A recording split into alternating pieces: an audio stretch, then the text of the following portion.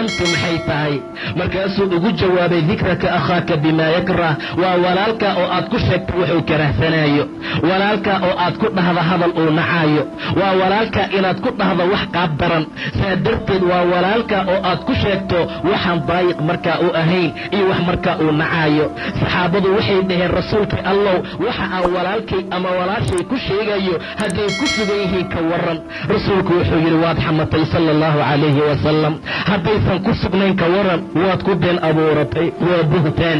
waa been abuurad buu yidhi nebiga sala allahu calayhi wasalam sidaa darteed waxay ku sugan yihiin iyo waxaysan ku sugnayn waan isugu darnay buhtaan iyo ifki iyo been abuurad ayaa loo kordhiyey war shaqada waxaan maanta shaqo ka dhigana aan iska dayno walaalayaal war dadka islaamkaa da'diya caade ay leeyihiin ma aha xanta war wax lagu yaqaana gabar muxajabaa ma aha war wiil ahludiina waxaan lagu yaqaanaa ma aha war dadka ixtiraam iyo qiimay naga mudan yihiin war muslimiinta inay isu duceeyaan ayaa la amray inay ceebaha isku qariyaan baa la amray qof allaala qofkii qof muslima ceebtiisa u qariya ilaahay baa adduuniya aakhira u qariya subxaana wa tacaala war qof allaala qofkii qof mu'min ah kurba ka fayda ilaahay baa ta qiyaamo ka fayda subxaana wa tacaala war qof walbaaba qofkii walaalkii danihiisa ka shaqeeya ilaahay baa dantiisii xaajadiisa uga shaqeeya subxaana wa tacaala aadaabtana la baraya fiiriya wanaagga ilaahayna amraya fiiriya subxaana wa tacaala in allaala intaan walaalahan xaajaadkooda iyo danahooda qaban lahayn waa dhibnay in allaala intaan imaani lahayn oo khayr iyo wanaag aan ku sheegi lahayn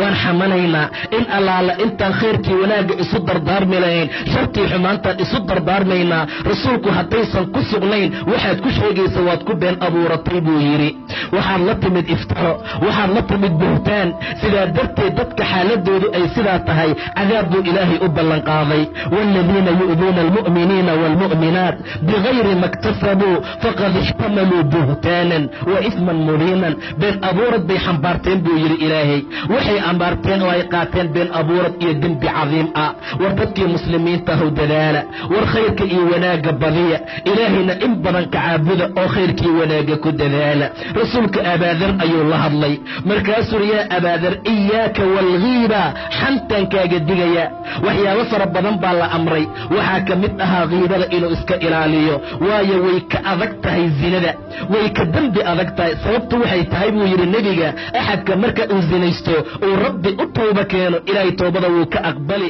oo cid kaloo dembi dhaaf u weydiisanayaa ma laha amaa xantu waxay u baahan tahay marka ilaahay cafis la weydiista ka gadaal qofkii la xantay in loo tago waxaad kala kulmi doontid ma ogid war dadka mu'miniinta icraafkooda iyo sharaftooda daaya war luxuumtaan dadkee la cunaya iska dhaafno war waxaan maantaan caadada ka dhigana aan iska dayno war waxaan maanta carabkeena ku fududaaday aan iska ilaalino wallaahi in badan waxay dadka cadaabka ku galaan waa carabka waxa cadaabka lagu mutaysta waa carabka subax walba xidlaha ayagoo khushuucsan yay hoos imaanayaan carabka markaasay leeyihiin ittaqillaah war carabow ilaahay nooga baq adigaan ku nahay haddaad toosnaato waa toosnaanaynaa haddaad qaloocato waa qaloocnaanaynaa carabka dhibaato badan oo ba'an buu dadka ku haayaa war waa idinkala digayaa adi iyo xan war xan meel lagu haayo ha u dhowaanin